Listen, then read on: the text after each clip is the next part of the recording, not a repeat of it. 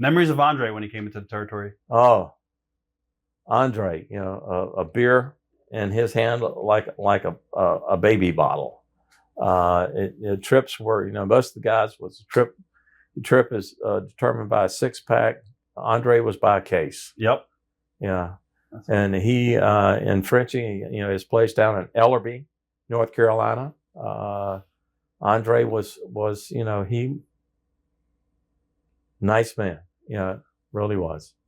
While your brother was in charge of the promotion, break down the roles you and your other members of the family played behind the scenes. I was operations, had to do with, part of the time. We wanted to do the baseball. It was my job to renovate the baseball park, get the baseball team here, have it going.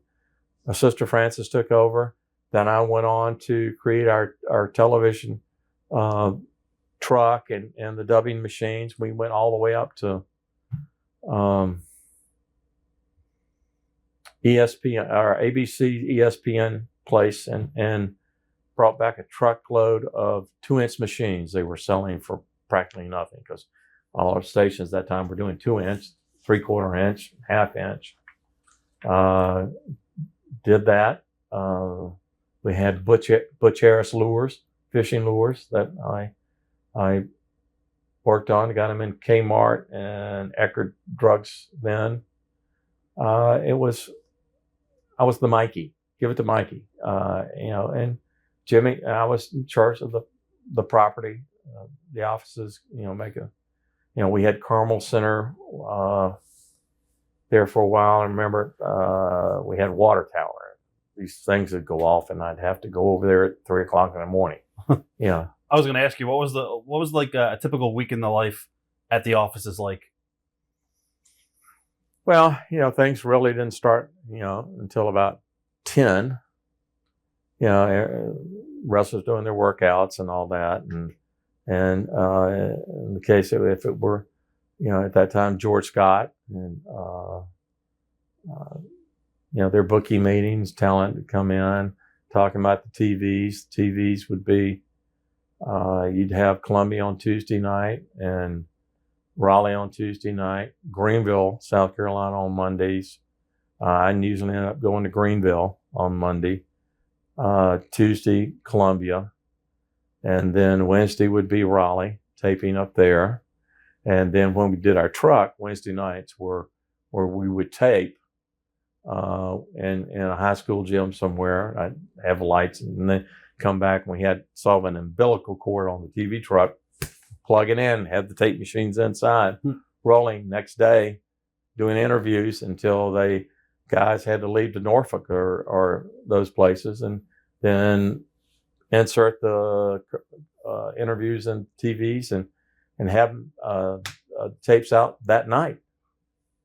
After George Scott had run its course as booker in the 70s, Dory Funk Jr. and Ole Anderson each had turns booking the territory. Talk about why they were hired and how did they and why didn't they work out long-term as bookers there? Ole, Dory was an easygoing, that he was not kick him in the ass type. Right. That's why I think, that, you had to check his pulse if he was still alive. What about Ole? Ole, he had a lot of good qualities. It was, he was already booking Georgia at the time, right? Right. Yeah. Okay. He was an angry man. Everybody says that about Ole. Angry man. Very bitter. But a great talent in the ring, but an angry man. See, Ole was still wrestling in the ring. So was Dory. George Scott was not. It's a big difference. He didn't have to put himself over. Big difference. That's right. It's not centered around you. Right. Big difference then. Ernie Ladd, loved to talk to him about his football and talk about, he's taking those big hands of his and whacking the side of a football helmet, but monster. You look at Wahoo McDaniels, he had this huge bag of pills that he would, and the spray shoe polish on his head. Yeah. Then he and Valentine, those matches, Oh, Valentine would say the only time he was in peace was when he was in the ring and somebody just beating the hell out of him. And you look at Valentine and Wahoo, if they have one of those 90-minute matches, their chests are just all blood. And it's just from hitting each other. Right. I mean, think about it. No razor blade. It's just, they are whacking each other.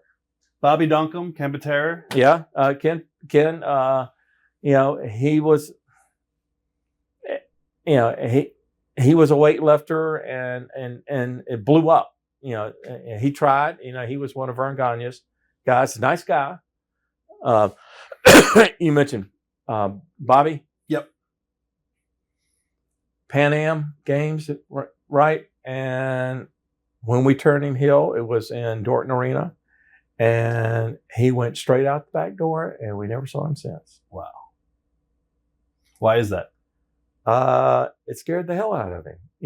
People, because he was the ultimate baby face, and then all of a sudden, we turned him right. And, the fans didn't like him. Well, you're going to be heel, you're going to be heel, right? Watch thousands of exclusive shoot interviews right now on TitleMatchNetwork.com.